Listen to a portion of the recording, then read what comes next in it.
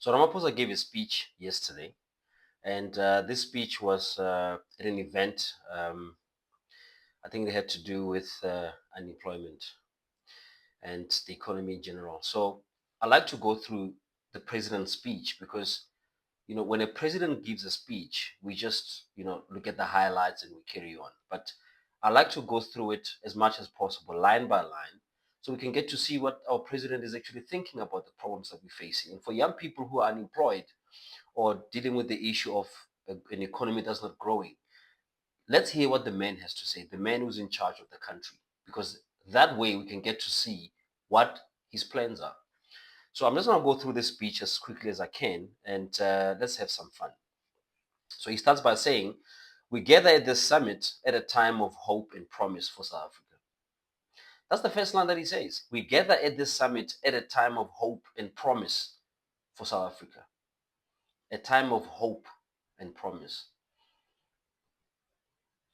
Hope and promise. That's that's that's the summary of what the country is at the moment, according to our president. That we are in the middle of moving forward. We have so much hope and so much promise, which is the total opposite of what's happening in the country. He's here to address the issue of unemployment and an economy that's not growing. And this is his opening line. We gather at this summit at a time of hope and promise. After years of stagnation, our economy has reached a turning point. You know, I really enjoy going through, speech line by line because you get to see through all the nonsense that people hide behind the words. After years of stagnation, so he puts it like it's in the past tense, meaning that stagnation times have gone by. They're behind us. We are going through stagnation right now. Our unemployment is at 31.4%. Our economy is not growing. It's growing at under 1%. And you're saying after years of stagnation, we are in the years of stagnation. Our economy has reached a turning point. This guy is ridiculous. Our economy has reached a turning point. Like, who do you think you're talking to here? Growth is improving, investment is expanding, and more jobs are being created. You see, when somebody is trying to gaslight you, they say things like this. Our president is more like a commentator, whether it's rugby or football. He's sitting there for 80 or 90 minutes. He's not part of the players. He's not in the field. He's not part of the coaching staff. All he's going to do is give you what the situation is. He knows the birthdays of the players. He knows who's got a new child, who got married 2 weeks ago. That's what our president is. If you ever thought that our president is a puppet, the speech will confirm that, because the speech means nothing. Everything that I'm going to read here means nothing. I haven't read the whole thing, but I can guarantee you it means nothing. Because how do you say this when we have 31.4% unemployment and an economy that is not growing at all? How do you say something like growth is improving and investment is expanding and more jobs are being created? What does it? It means nothing. This is a sentence given by a man who is so detached from reality that growth is improving, investment is expanding, and more jobs are being created. If you're unemployment right there, if you're unemployment right now, do you feel like there's growth and investment is expanding and jobs are being created? Are you serious? Our reform agenda has built up significant momentum, enabling growing confidence in our economic trajectory. This is exhausting already. Our reform agenda has built up significant momentum, enabling growing confidence in our economic trajectory. This guy is just dreaming. Like I said, he behaves more like a commentator. A commentator is just there. I mean, this is commentary in sport comes from the days of radio where you don't have a television and they have to draw a picture of what the match is like, or take you through the emotions. So he's just reporting on South Africa and then coming up with stupid ideas like we have growth and investment and jobs are being created. He's talking nonsense and he knows it. By implementing far-reaching reforms to our electricity sector, we have brought an end to load shedding and are creating an environment for businesses to invest and grow. Ramaphosa, are you serious? You are creating an environment where businesses can invest and grow? You create the issue of load shedding. You've now created the issue of water shortages. You've created an issue of potholes and infrastructure that is crumbling. Who's going to invest into an environment like that? If you want to create an environment for businesses to grow, provide consistent water, predictable electricity, infrastructure that is solid, okay? Let's continue. By implementing far-reaching reforms to our electricity sector, we have brought an end to load shedding and created an environment for business to invest. Sorry, I'm repeating that. The performance of our rail system and ports is improving, enabling us to increase our exports and our revenues. Like, this guy is mental. Think about this. Our railway system is improving, our ports are improving, giving us an opportunity to increase our exports. You know what? If you want to talk about something that is improving, tell me where it was and where it is right now so I can measure it. Where were we last year this time? Where are we today in terms of performance by our ports and railway system? Then we have something to talk about. You don't just come and say things like our railway system is improving. What does it mean? It means nothing. Let's continue. We have brought stability, and I like going through a speech like this because you get to see the nothingness in it. You get to see that this president is a president of no action. He's got no plan. He doesn't take action on anything. All he does is give us commentary of what we are going through and add a bit of spice for himself. We've brought stability to key state-owned enterprises. You've brought stability to state-owned enterprises, Ramaphosa, seriously? And restored sound governance. He has restored proper, sound governance. I mean, the stuff that this guy talks about does not even exist. What sound governance have you restored? From what point to what point? Where was it last year? Where is it right now? Show me the improvement. Repairing the damage brought by corruption and state capture. So you're going to repair the damage brought in by yourselves. That's what you're doing. So you're going to restore sound governance and repair damage brought by corruption and state capture. So who brought corruption and state capture? Is it us, the citizens? Or is it you, the ANC? We're just gaslighting the country. Across the world, investors are looking at South Africa with renewed interest as an emerging market with strong institutions, sound policy, and a solid track record of reform. You know, if you live in South Africa, like a normal South African who drives to the shops or walk to the shops and live an ordinary life, do you feel that across the world investors are lining up looking at South Africa as with renewed interest? Are you serious? Because if investors were looking at South Africa with renewed interest as an emerging market with strong institutions, sound policy, and a solid track record of reform, we will have an economy that is growing and jobs that are available and unemployment that is going down. What are you talking about? The tangible improvements in our economic performance that we are experiencing. We have tangible improvements in our economic performance and we're experiencing that. If you are an unemployed person stuck at home right now, are you experiencing tangible improvements in the economy? Are you experiencing it right now? Because that's what our president is saying. He says the tangible, something you can measure. It's real, it's solid. The tangible improvements in the economic performance that we're experiencing now are the result of a sustained multi-year effort to reform our economy and fix what is broken. So this is the part where I get upset because there are no tangible improvements. Everybody knows this. There is no economic performance because we are not performing economically. And we are not experiencing anything. There has not been any sustained multi-year effort to reform anything. You fixed nothing. And you've broken everything. That's what that sentence means to me. Let's go to page 2. Most importantly, these improvements are the result of collaboration between government and partners across society. You know, the whole thing about government and partners, it's just like a cloud over a sentence to make it sound nice. There's nothing going on in there. Of the recognition of our challenges cannot be resolved by the state. Oh yeah, you know the whole thing. Every time you talk about law enforcement and crime, they say the community must come together to solve crime. Every time you talk about, because now here he's talking about we have to have recognized that our challenges cannot be solved by the state on its own. First of all, the state is not capable of solving anything. If anything, all the problems that we're experiencing at the moment is because of the state.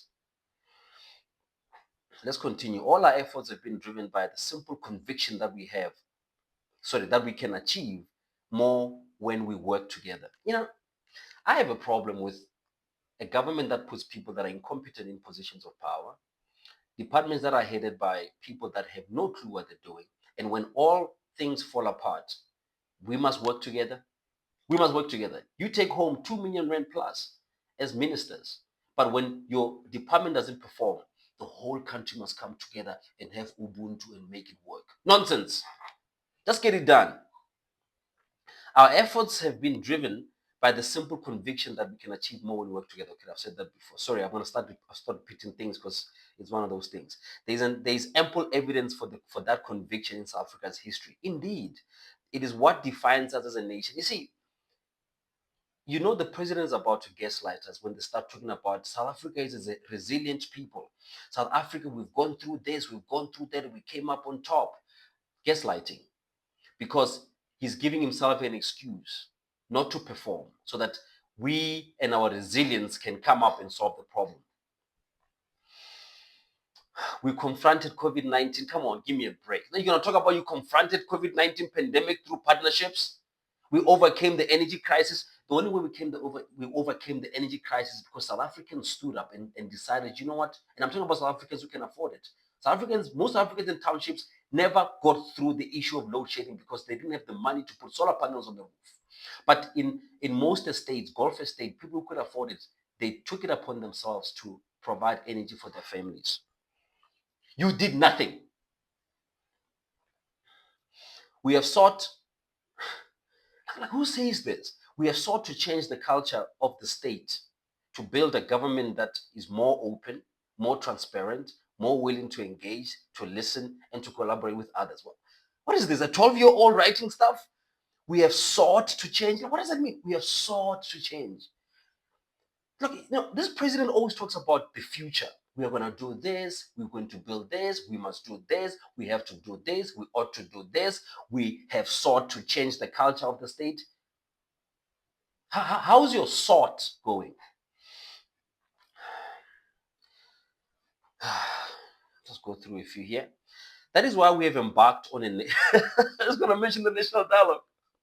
Our president is still on the national dialogue. We've embarked on a national dialogue to create a platform for South Africans from every part of our society to talk, to reinforce our common values and aspirations, and to chart a way forward for our country. Who said chart a way forward? This guy has been mental, eh?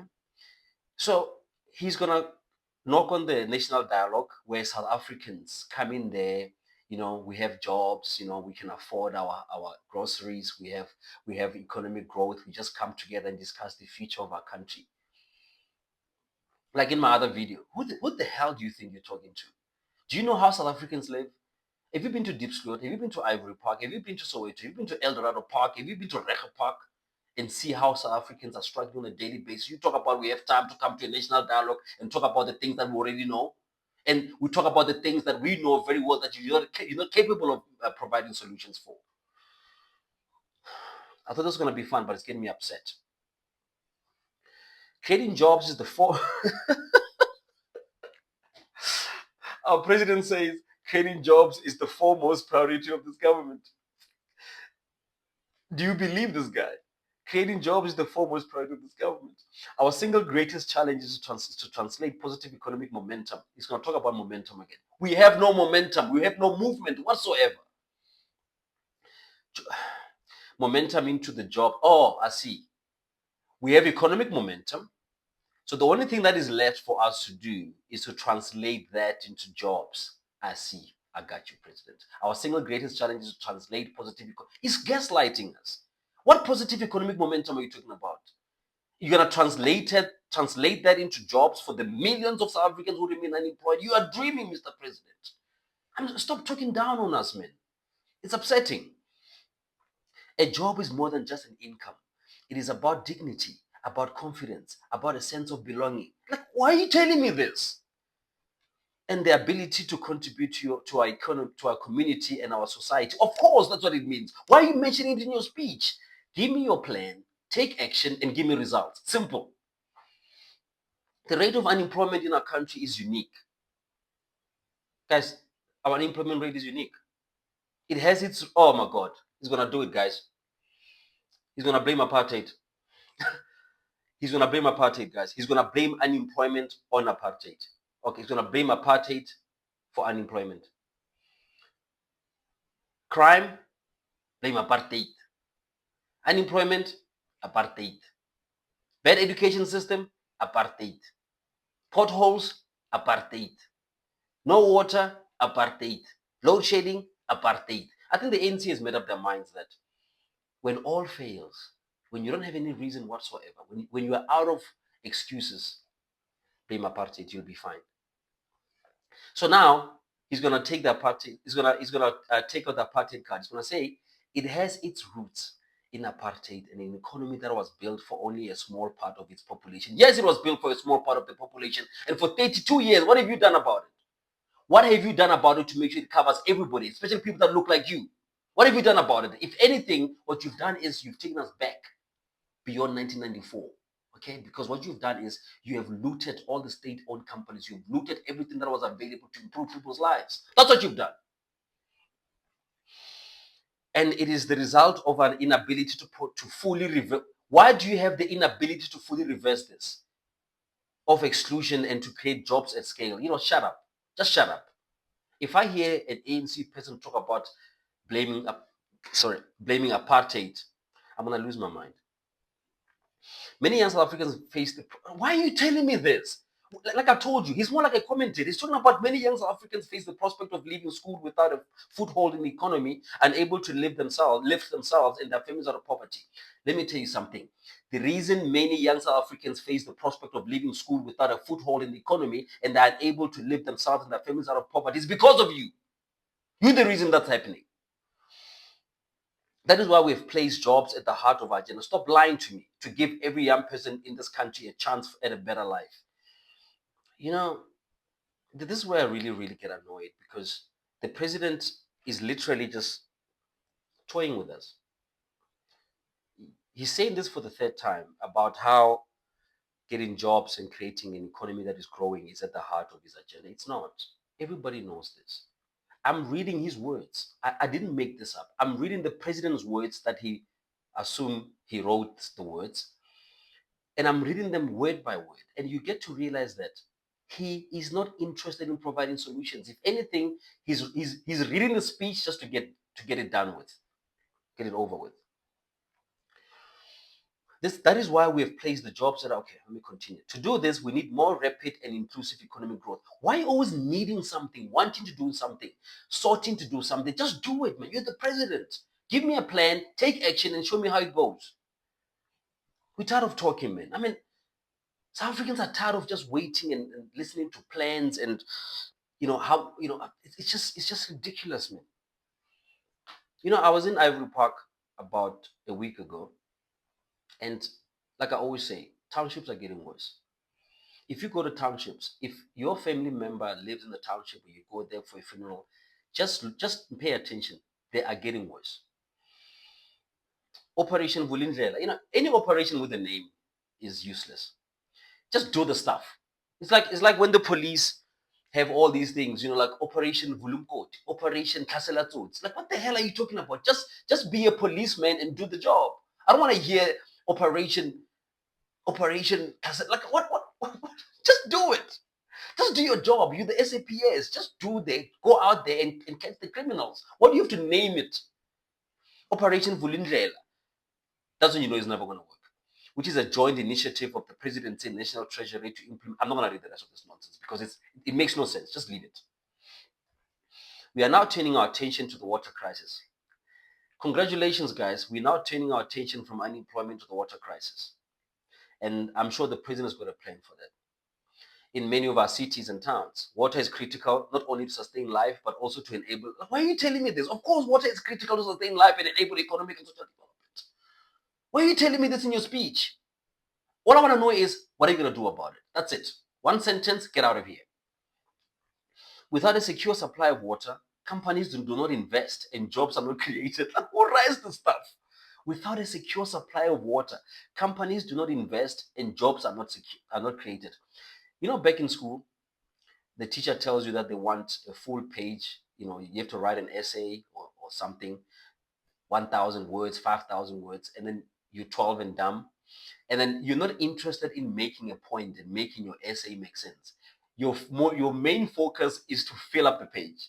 That's what Ramaphosa does. He fills up the speech with things that make no sense. They're too obvious because it is obvious that if you don't secure the supply of water, companies cannot invest and jobs will suffer. It's obvious. Why are you telling me this in like 3 paragraphs?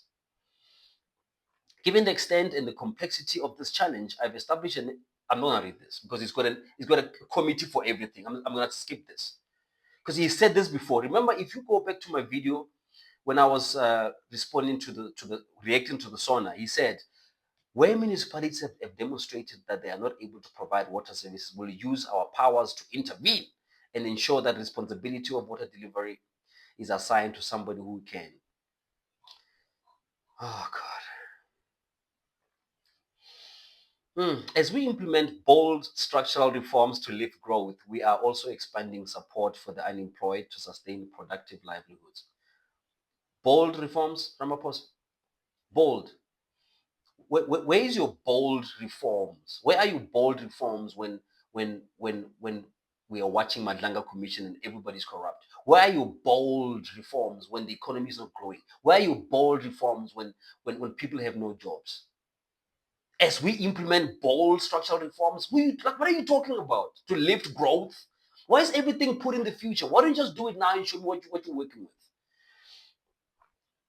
By redesigning the social relief of distress grant. Oh, it's going to introduce grants. Guys, you know what? If you're a young person struggling to find a job, struggling to put food on the table because you're unemployed, the whole SASA grant thing is a trap. Don't fall for it.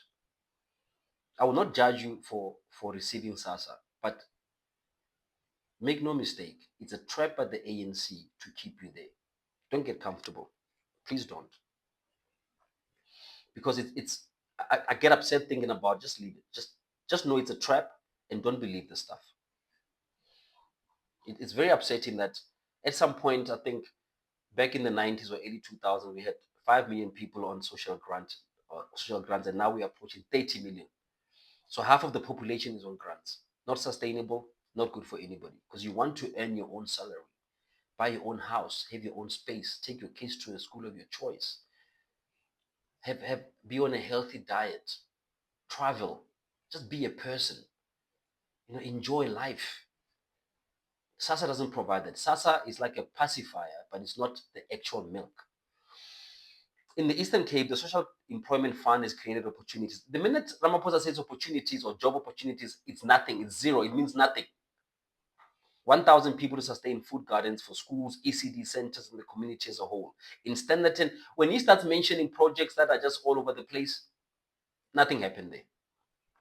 This program has turned illegal dumping sites into parks, transformed uh, uh, sites of neglect into clean public spaces. These things don't exist. I can guarantee you right now. If you go to Standerton in Mpumalanga and ask to find an illegal dumping site that was turned into a park or transformed into clean public spaces, take a picture and send it to me. It doesn't exist. I'm telling you right now.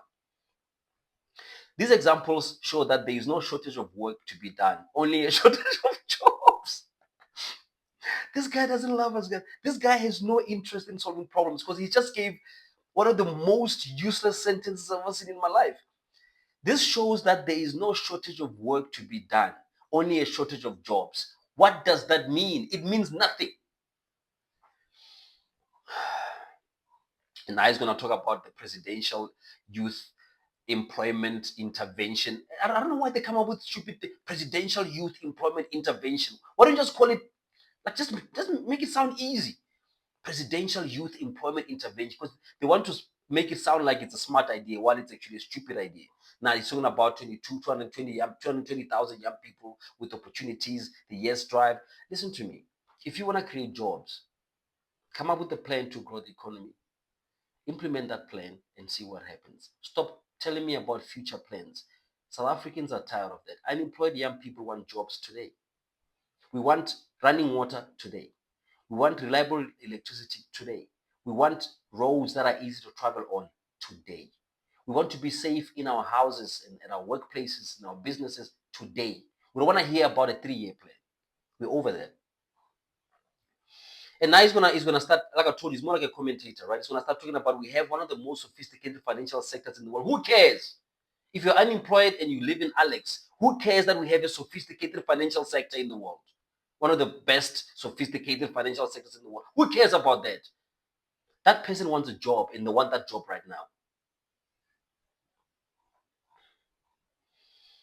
And he's going to continue with, we have among the best solar, we have among the best That's what he wrote. We have among the best solar and wind resources in the world. Who cares? By rolling out renewable energy at scale, we can build a strong platform for growth in a wide range of sectors, from green steel to new energy vehicles. We have a thriving agricultural sector, providing high-value crops for the entire world. By expanding, it's a commentator. He just says things to sound nice. These things mean nothing. You cannot tell me we have a beautiful house when you're starving. It means nothing. You can't tell me that, my car has got 400 horsepower, but you're starving. It means nothing. We must support businesses with potential to grow. You've never supported business. As a person who's been in business for 20 years, you, Ramaphosa, and your ANC party have never supported business. If anything, you're anti-business. I'm speaking from experience. We are reviewing. He's always going to do something. We are reviewing current legislation to reduce administrative burden. Basically, what it's trying to say is that they are reviewing legislation to cut red tape. Every speech he gives, he talks about cutting red tape. Anybody who's in business, red tape is your daily life.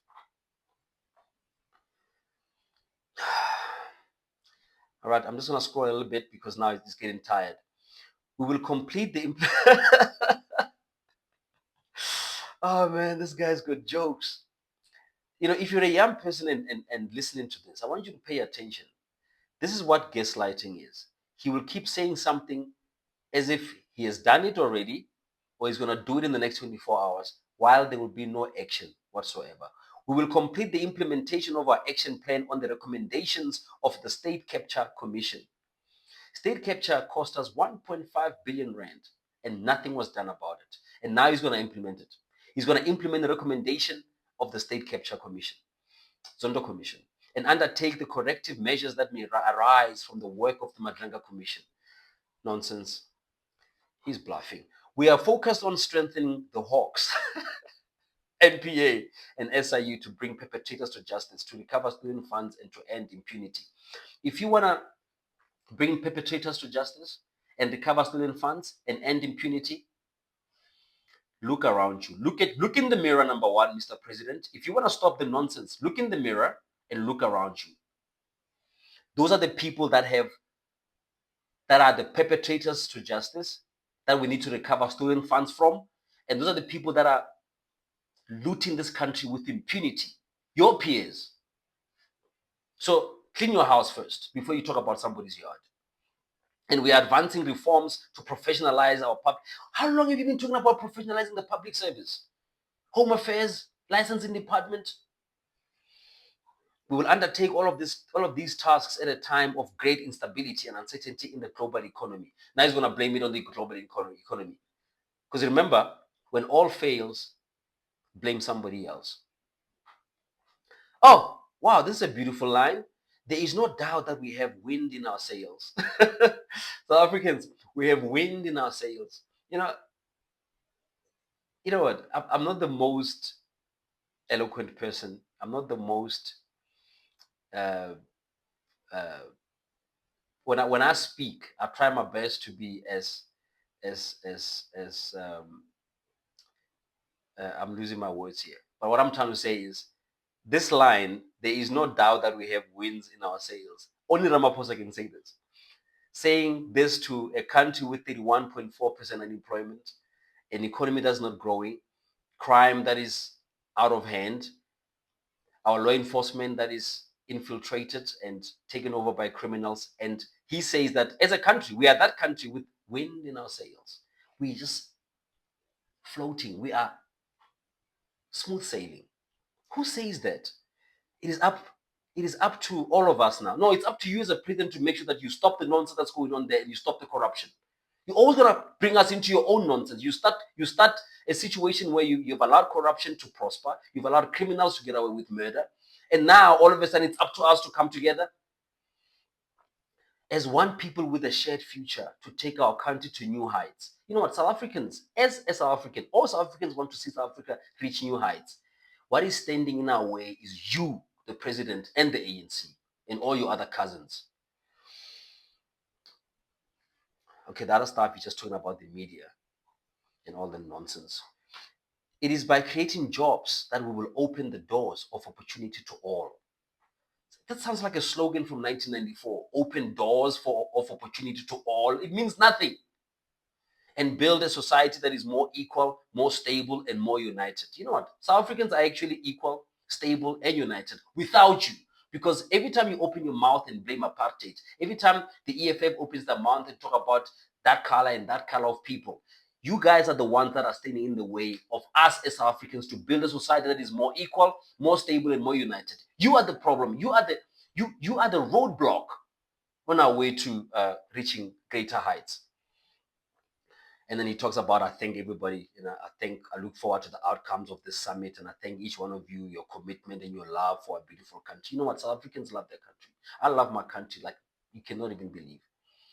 But I believe that we have a government that is in charge that hates our country. We have parties that are hustling the issue of race. I think I want to name it now, race hustling. Trying to divide us, between us as colors, Indians, black people, and white people, and the ANC that is occupying positions as ministers and as government officials, and they're the ones that are breaking us down. Every South African has got hopes for a better South Africa. Every South African loves this country, man. I travel throughout the country a lot.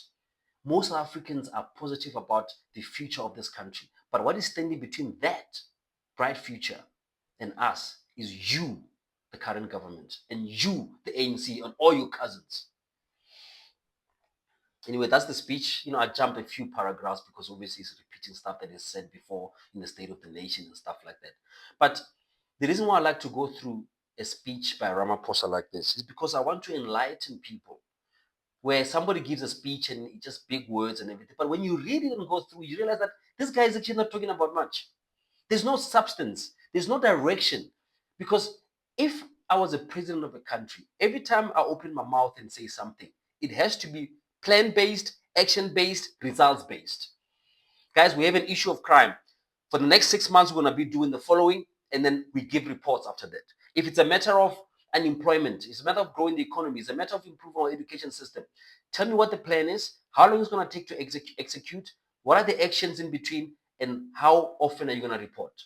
It must be that simple. But then these people go out there to give speeches, just, it's like it's a campaign. We're going to do this. We are resilient people. If we come together, we can have a beautiful country. But you are the one that is in charge with all the power that is put upon you. Anyway, that is the speech that Ramaphosa gave yesterday at this summit about unemployment, and that's what he said. And in summary, he said nothing.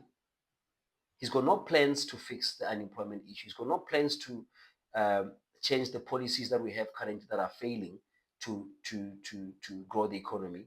He's got no plans, or he's got no ear. He's got no time to listen to the unemployed people in this country, unemployed doctors, unemployed people that are qualified in pharmacy, people that are qualified as teachers, unemployed.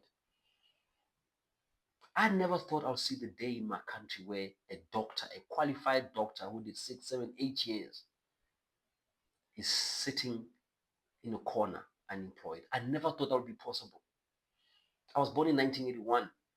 I never thought I would see a day where somebody is qualified as a doctor in our country and is unemployed. I never thought that would be possible. Anyway, that's all I wanted to share today.